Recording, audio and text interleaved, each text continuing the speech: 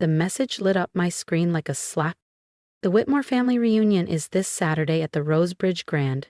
Don't come. We don't celebrate failures. I leaned back in my ergonomic chair, the San Diego skyline gleaming beyond the floor-to-ceiling windows of my corner office on the 39th floor. The Rosebridge Grand wasn't just a luxury landmark. It was mine. 15 years ago, something like that would have shattered me. Today, I just smirked. A second message buzzed through. We have standards to maintain. Don't humiliate us like last time. I glanced up at the photo on my office wall. Me cutting the ribbon beside the city mayor, the day I acquired the Rosebridge Hospitality Group in a $310 million, 0 cents deal. Of course, no one in my family knew that. To them, I was still Lena Whitmore, the 26-year-old who ruined her life by leaving law school to clean rooms at a roadside inn. They never once asked what happened next. They didn't know I worked 12-hour days in housekeeping, learned to fix HVAC systems, took online courses on hotel finance, or that I'd transformed a rundown inn near La Jolla into one of California's most sought-after coastal resorts within 4 years. They definitely didn't know I now oversaw a portfolio of 27 luxury properties across the West Coast. Then came another gem, this time from my cousin Clay. Mom says don't show up in one of your little janitor outfits, it's just sad now. My uniform today? A cream silk blouse, Louboutin heels, and a title that made bankers stand when I entered a room. My assistant Priya buzzed in. Ms. Whitmore, the Q2 profit statement's ready. Also, the Whitmore family just confirmed their reunion reservation. Which space did they take? The Grand Orchid Ballroom. And yes, they selected the diamond tier catering with rooftop fireworks. Should I include a note on the invoice? I smiled. Yes. Just add, with warm regards from the owner. I smiled. Aunt Meredith had been boasting for weeks on Facebook about hosting the Whitmore family reunion at San Diego's most exclusive oceanfront hotel. I stood, smoothed the lapels of my ivory blazer, and glanced once more at the lobby security feed on my monitor. Let them take in the marble floors and glass chandeliers. Let them soak in the splendor. The Whitmore name wasn't just printed on the invitation. It was engraved in bronze above the entrance. No, let them think it's on the house, for now, I told Priya through the intercom. I set my phone down and swiveled slowly in my chair, the Pacific sparkling beneath the setting sun outside my office windows. The family group chat was still lighting up, over-enthusiastic RSVPs, wine pairings, jokes about who would give the toast. Now my mother had entered the chat. Please don't take offense, Lena. Your aunt just wants everything to go smoothly. The Rosebridge Grand is very particular, you know. Oh, we had standards, all right. Just not the ones they imagined. I opened my laptop and pulled up the guest intelligence report my staff compiled for every major event. Aunt Meredith had been caught twice trying to use her late husband's old business card at 5-star resorts. Cousin Clay was flagged at a Miami hotel for threatening staff over pillow firmness. And Uncle Byron? Permanently banned from a Napa Valley inn after harassing a sommelier. The only reason they were welcome here was because they didn't know who owned it. Another message popped up, this one from my sister Aria, the only person in the family who knew the truth. You're really going to let them waltz into your hotel like nothing happened? Don't worry, I replied. They'll get their moment. Just not the one they expect. Aria had seen it all. The years I worked overnight shifts, the motel renovations, the cold calls to investors. She was the first to toast me when I signed the deal to buy Rosebridge. Promise me you'll get it on camera. Already done, I wrote. Lobby, ballroom, rooftop, multiple angles. A soft knock interrupted my thoughts. Come in, I said. Daniel Cho, my head of security, stepped into the office with a tablet in hand. You try all the foods we can survive. Esperanto, Mayor, I have finalized the surveillance layout for Saturday. Just to confirm, you still want to wait until everyone's inside before you make the reveal? I nodded, slowly. Yes, let them sip the champagne, let them take their selfies, let them believe they finally made it. Daniel gave a half smile. He'd been with me since the La Jolla Inn, back when we were patching drywall ourselves and using refurbished keycard machines. He knew how I moved. Knew I never made a scene until the applause was ready to die down. He knew how many overnights I'd worked with a folding cot hidden behind the laundry chute. How many Christmas shifts I'd picked up while my family toasted success without me. And their room bookings, he asked. I didn't hesitate. Cancel all of them. He arched a brow.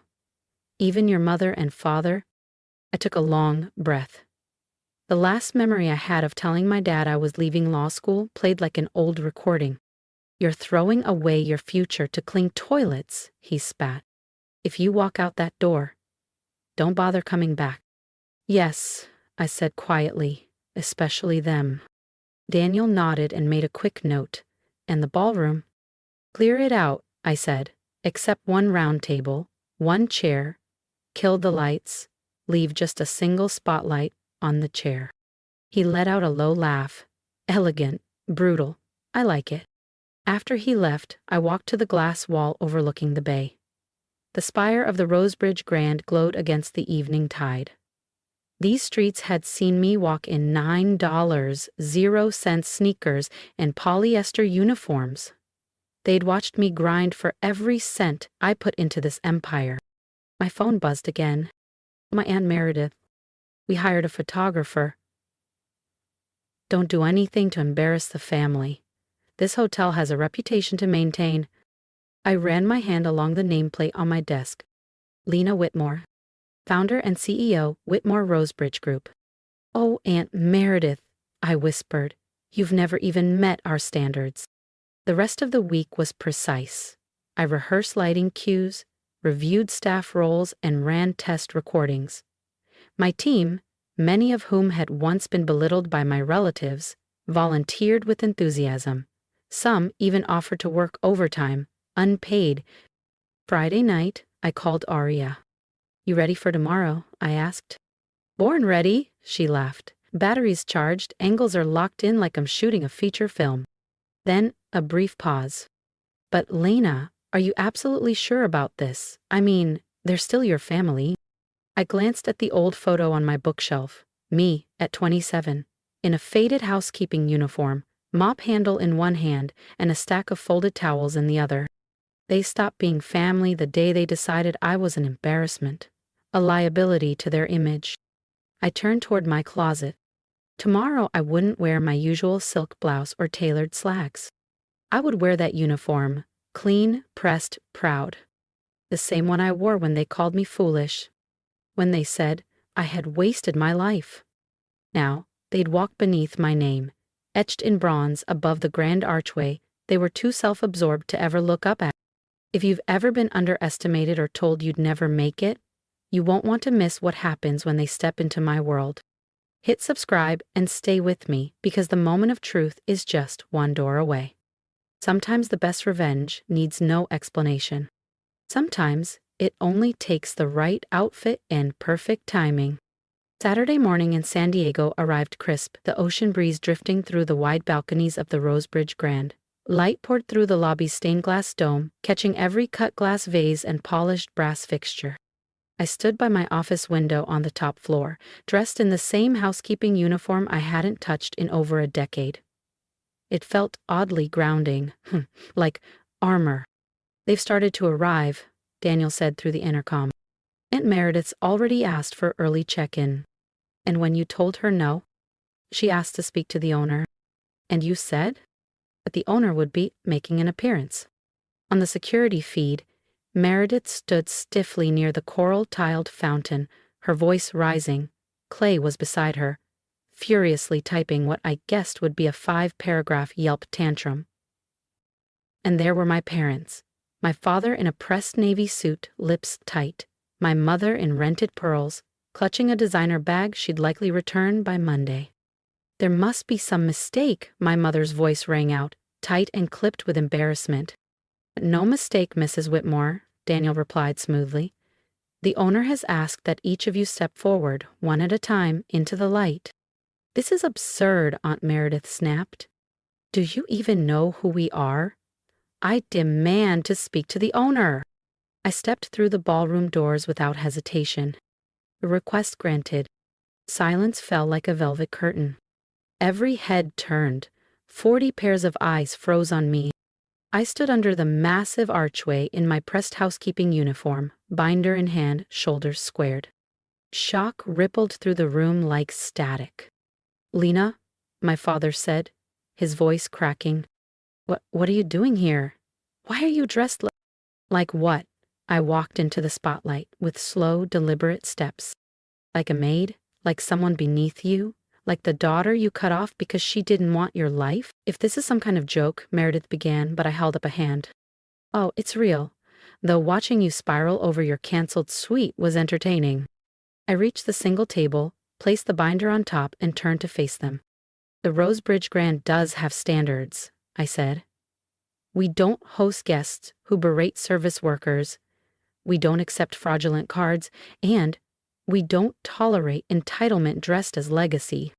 Victoria gasped from the back. You're just a maid." I smiled, calm, steady.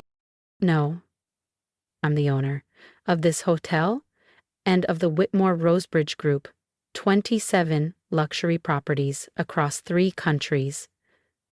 I let the binder fall open with a sharp, satisfying thud. "Shall we take a little tour of the past?" And then I began to read. Their texts, their email, their public posts, the insults, the mockery, the erasure. Every time they wrote me off, every time they told me I'd never amount to anything. Now they sat in silence, under my roof, staring into my spotlight, unable to rewrite what I had lived. My mother's voice trembled. That's impossible." "What is, Mom?" I asked, my tone calm. "That your so-called failure of a daughter now owns the ballroom you're standing in? The most exclusive hotel in San Diego?" I added, stepping further into the spotlight. "The same daughter you wouldn't invite to Thanksgiving now holds the master key. I could buy and sell this family 100 times and still come out bored. But, the rooms," Aunt Meredith stammered. "Canceled," I said smoothly, "by my directive, just like your little reunion." Silence, dense and immovable. "The Rosebridge Grand has exceptionally high standards," I continued, "and we do not accommodate guests who belittle service workers, abuse staff, or parade entitlement like it's a virtue." "You can't do this," Clay burst out. "All my friends are on their way. This is humiliating." I stepped closer, eyes locked on his. "Humiliating?" I repeated, like the years I was told I didn't belong, like being erased from birthdays, weddings, and family photos because I didn't wear a stethoscope or marry someone from your country club. I turned toward the back of the room. Security. Daniel appeared with his team, quiet, poised, immovable. "Kindly escort everyone out," I said. "If they argue, remind them we have recorded footage. If they threaten, remind them we have documented behavior from multiple hotel chains, and if necessary, well, the San Diego press loves a scandal with brunch." "Lena, wait!" My father stepped forward, eyes wide. "No," I said, voice firm. "Where was this concern when I was living off ramen and sleeping 3 hours a night? When you called me a disgrace to the family name?" The security team moved in, ushering them out one by one. Their designer shoes echoed against the marble as sobs, gasps, and muted curses faded down the hallway. "Oh, and before you go," I called after them, "the champagne you insisted on? It wasn't complimentary. Expect a personal invoice, with a service charge." As the ballroom emptied, Aria emerged from her hidden camera setup. "That was brutal, legendary, but seriously, are you okay?" I looked around the vast, quiet ballroom. Once, I wasn't allowed a seat at this table. Now, I owned the table, the room, the story. "I'm perfect," I whispered. That evening, I changed back into my usual outfit, cream blouse, blazer, heels polished to a mirror shine, and watched the San Diego skyline blaze in gold from the rooftop lounge of the Rosebridge Grand. My phone buzzed without pause. Calls, messages, voicemails. Some were apologetic, others venomous. All of them deleted. By morning, headlines filled every major business column and society site. Hotel powerhouse Lena Whitmore shuts down family reunion over class prejudice. Some called it ruthless, Most called it iconic. All agreed on one thing. My rise from hotel housekeeper to West Coast magnate was undeniable. A week later, a plain envelope appeared in my executive mail tray. No return address, but the handwriting was familiar. Inside, letterhead from Whitmore, Carr and Doyle, my family's legacy law firm. An offer. They wanted me to return, not just return, but to become a named partner. No apology, no reflection, just a seat at their table. I sealed my reply with a wax stamp and mailed it the next morning. Inside, one pressed housekeeping uniform and a handwritten note that read, "No thank you, I prefer owning buildings, the renting desks in them." The Rose Bridge Grand only grew in stature. Our reputation, luxury without arrogance, service without servitude, became a beacon in the hospitality world. I made it a foundational policy to hire people who, like me, started at the bottom. Former dishwashers, receptionists, janitors, people with fire in their eyes and no safety net to catch them. Every new employee heard my story, not as revenge, but as a reminder. Success isn't handed down. It's built one scrubbed floor, one overlooked shift, one daring decision at a time. Late one night, after finishing rounds with the night staff, I slipped on that same uniform again. Not out of nostalgia, out of reverence. For the woman I used to be. The one who vacuumed conference rooms while her family pretended she didn't exist. She wasn't weak. She was becoming. And now, everyone knew it. The Whitmore family never hosted another reunion at a luxury venue again. They couldn't. Word traveled fast through elite hotel circles, and my story traveled with it. Some managers even framed it in their staff rooms. A quiet warning, a proud reminder that greatness doesn't always wear a tailored suit. Sometimes it wears a name tag and carries keys. I kept that Baru's spotlight. During every staff orientation, I paused beside it, and I tell them the truth about the day I stood under that light, wearing my past like armor, and taught an entire family what worth really looks like. It wasn't about revenge. It was about value, about claiming space I was once denied, about proving that I became someone no one believed I could be. Lena Whitmore, founder, CEO, hotel magnate. Not bad for someone they called a failure.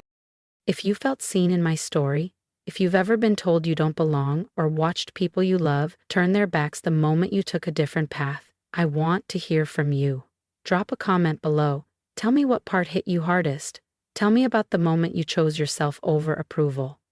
Your voice matters here, not just for me, but for every single person who's still working late shifts, still being overlooked, still building something no one else understands. This isn't just a channel, it's a community for quiet power, earned success, and dignity that doesn't need to shout.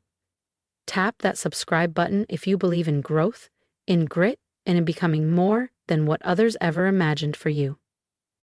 And if you're still in your uniform, whatever that looks like, keep going. Keep showing up. Your work, your vision, your story matters. I'm living proof that you don't need applause to rise. You just need belief in yourself, in the work, and in the future you're building. They might not see your worth yet, but that doesn't mean it isn't shining. Let's stand together and build something they can never take away.